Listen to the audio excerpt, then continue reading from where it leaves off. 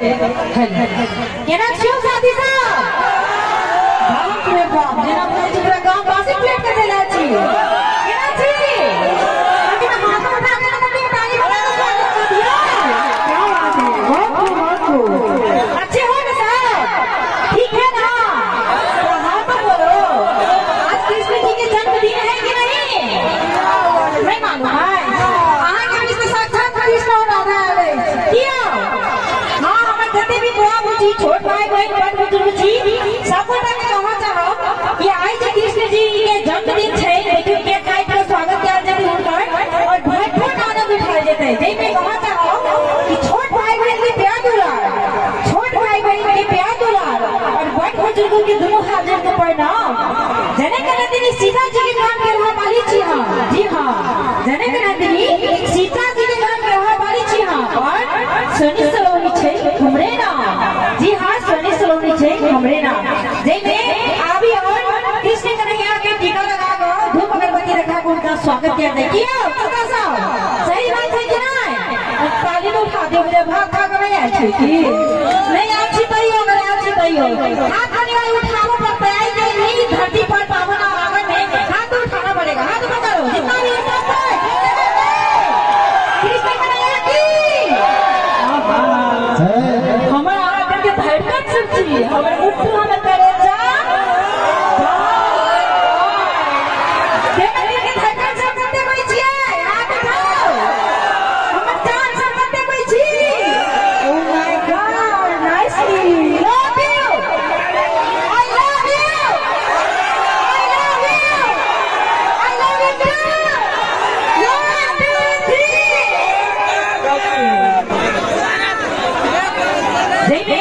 अभी और उनका स्वागत करा जाए। देखियो उनका जाए स्वागत कर रहे कृष्ण कन्हैया जी के मीठा मीठा टीका लगा कर उनका आगे में क्या जाए फूल अगरबत्ती सब सब देखियो बहुत प्यारा उनका सजल छे। चलिए आगे जय में उनका कहा चाहो है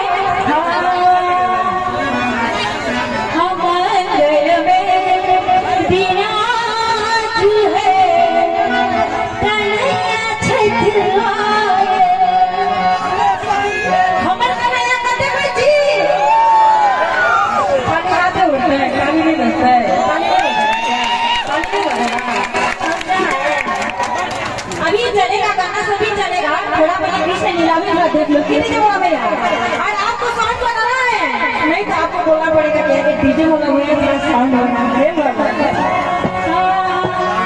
हमारे गले में विराज है कन्हैया छतरपाल हमारे गले में विराज है कन्हैया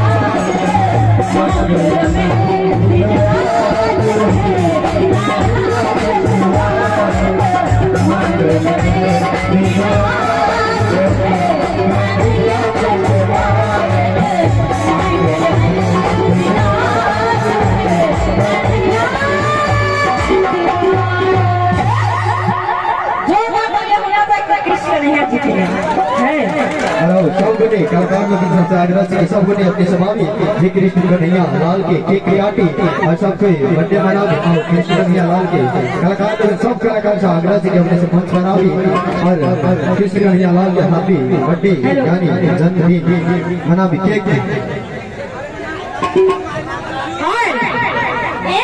घरवाली रही छे और एकटा साली रही छे तो लोग परेशान हो जाई छे कहीं थी 2 नंबर नहीं ताली मंडी में जोड़ने वास्ते कह दे मैं भाई दरबार में अच्छी तकलीफ छी जब पार्टी सो हाथ उठा लिया दिए वाला भैया सबसे पहले हाथ उठावा नहीं तो मंडी में एक बार तो फिर तो है हाथ उठावा नो तो हम सब पति हो जा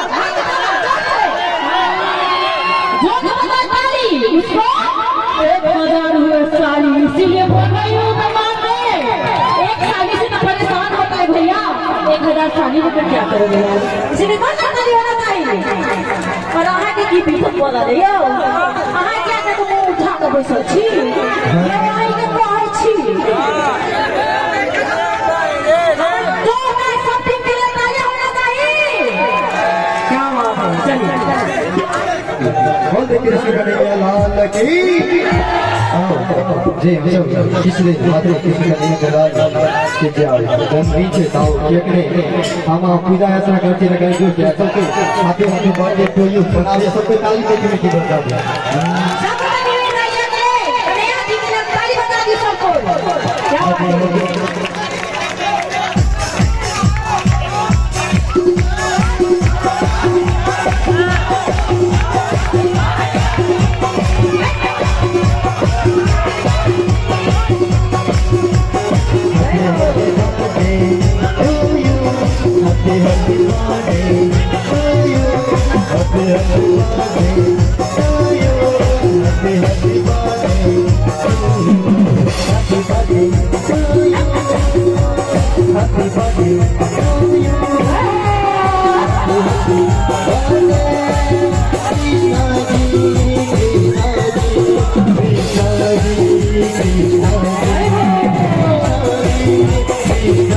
Krishna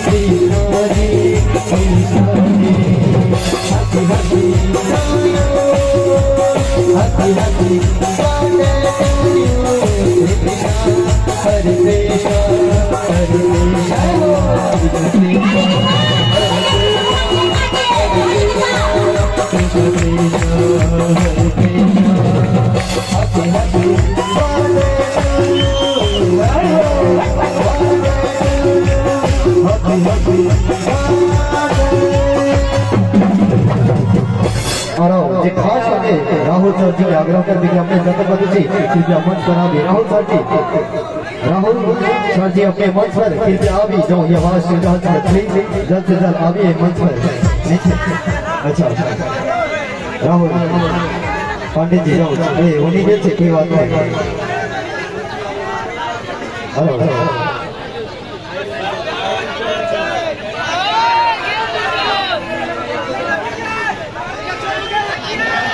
और खास करके गौआ के जन्म हो हम गाँव घर में सोहर बधाई मनाबी छे कृष्ण कन्हैया लाल के बर्थडे छे ताकि छोट लाइन के एकर सोहर मनाबी और डगर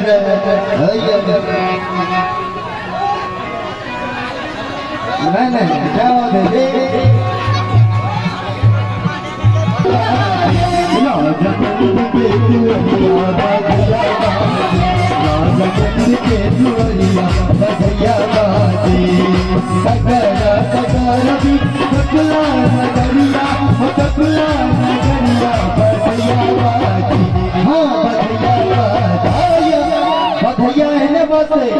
राहुल पांडे सर जी जब अपने आवाज ही सुन रहे तब बधैया लुटाव पड़े नहीं दाई माई दीदी बहन सबके मालूम होते कि गांव घर में एगो सुंदर सन बालक के जन्म हो गांव घर में जो सोहर बधाई हो तो बधैया मनावे भेंट लुटाव पड़े बधैया बाजे हाँ बधैया बाजे राजन के दुआरिया बधैया बाजे राहुल भैया के दुआरिया बधैया बाजे कपला नगरिया बधैया नगरिया बधैया हाँ बधैया बाजे राहुल